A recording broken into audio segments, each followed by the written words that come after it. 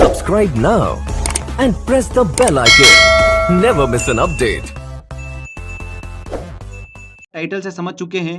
Article 370 के हटने और जम्मू कश्मीर के पुनर्गठन को हम डिस्कस करने वाले हैं। कुछ इंपॉर्टेंट क्वेश्चंस भी हम लेंगे इस वीडियो में, तो ध्यान से देखिएगा। वीडियो काफ़ी इंपॉर्टेंट है, वेरी इंपॉर्टेंट करंट अफेयर है ये, जो कि निश्चित ही आने वाली एग्जाम में पूछा जाने वाला है। तो केंद्र सरकार ने राष्ट्रपति आदेश मतलब प्रेसिडेंशियल ऑर्डर के थ्रू जम्मू और कश्मीर राज्य का विशेष दर्जा जो है वो समाप्त कर धारा 370 और धारा 35A को हटा दिया है। ओके, 5 अगस्त 2019 को भारत के गृह मंत्री ने इसकी जानकारी जो है राज्यसभा में दी है और जम्मू कश्मीर के पुनर्गठन बिल को प्रस्तुत किया है, जो कि आसानी से पारित हो जाएगा। तो हम इस बिल को पारित ही समझकर डिस्कस करने वाले हैं। ठीक है, तो बहुत से क्वेश्चन जो है वो दिमाग में आने लगते हैं कि एग्जाम में किस तरीके का क्वेश्चन पूछा जा सकता है। तो चलिए उन्हीं क्वेश्चंस को हम डिस्कस करते हैं। तो सबसे पहले हम बात करते हैं कि धारा 370 आर्टिकल 370 क्या थी और इसके हटने से क्या अंतर आएगा। तो देखिए, 370 के तहत जम्मू एंड कश्मीर को विशेष अधिकार जो थे वो दिए गए थे। मतलब जम्मू कश्मीर का अलग से झंडा था और भारत के राष्ट्रीय ध्वज का सम्मान करना उनके लिए अनिवार्य नहीं था। पर अब 370 के हटने के बाद झंडा जो होगा जम्मू कश्मीर का वो अलग नहीं होगा और राष्ट्रीय ध्वज का सम्मान करना उनके लिए अनिवार्य होगा। पहली चीज़ तो ये, जम्मू कश्मीर के लोगों के पास दोहरी नागरिकता थी। भारत और जम्मू कश्मीर दोनों के वो नागरिक थे, पर अब 370 के हटने के बाद सभी लोग जो होंगे वो भारत के नागरिक होंगे। क्लियर। इसके बाद देखिए, 370 के तहत जम्मू कश्मीर में भारत के नागरिकों को वोट देने का अधिकार नहीं था, क्योंकि वो मतदाता सूची में अपना नाम दर्ज नहीं करा सकते थे। ओके, पर अब 370 हटने के बाद मतदाता सूची में नाम दर्ज जो है वो करा सकेंगे। मतलब भारत के नागरिक भी अब वोट दे सकेंगे।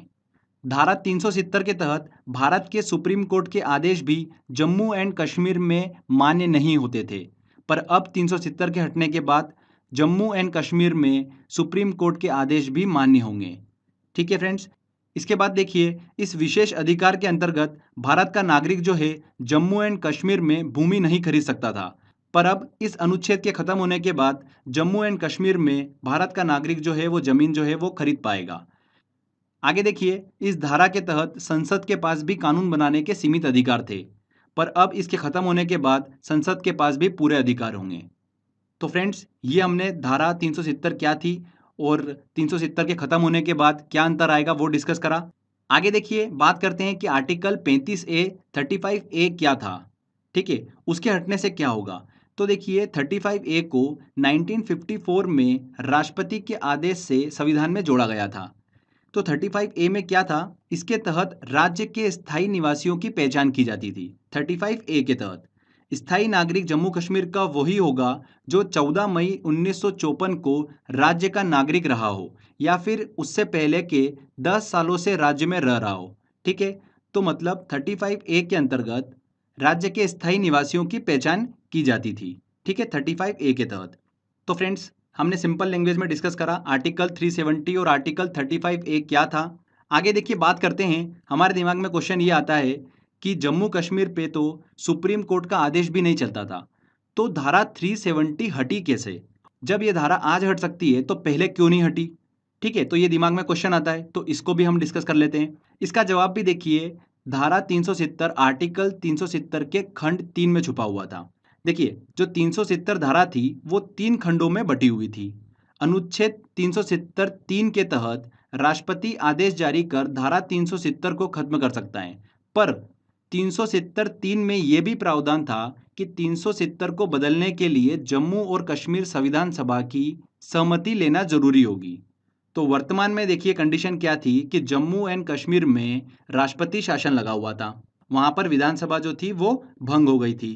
तो राष्ट्रपति के आदेश मात्र से धारा 370 में बदलाव या उसे खत्म किया जा सकता था, जो कि आज कर दिया गया।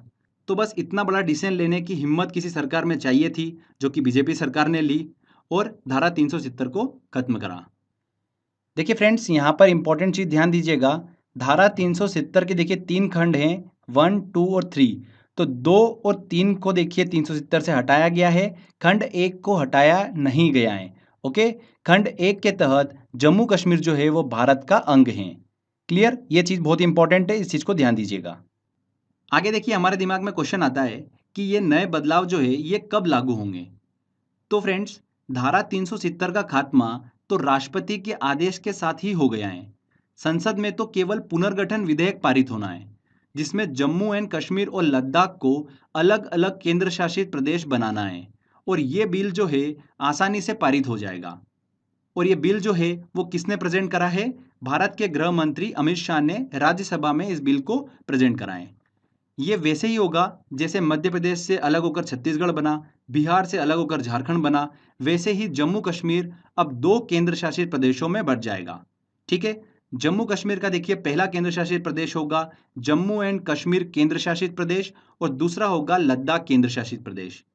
जम्मू और कश्मीर केंद्र शासित प्रदेश में जैसे दिल्ली, पुदुचेरी में विधानसभा है, वैसे ही जम्मू एंड कश्मीर केंद्र शासित प्रदेश में भी विधानसभा होगी। यहाँ पर देखिए राज्यपाल की जगह पर उपराज्यपाल होगा। साथ ही पुलिस और सुरक्षा जो होगी वो केंद्र सरकार के पास होगी।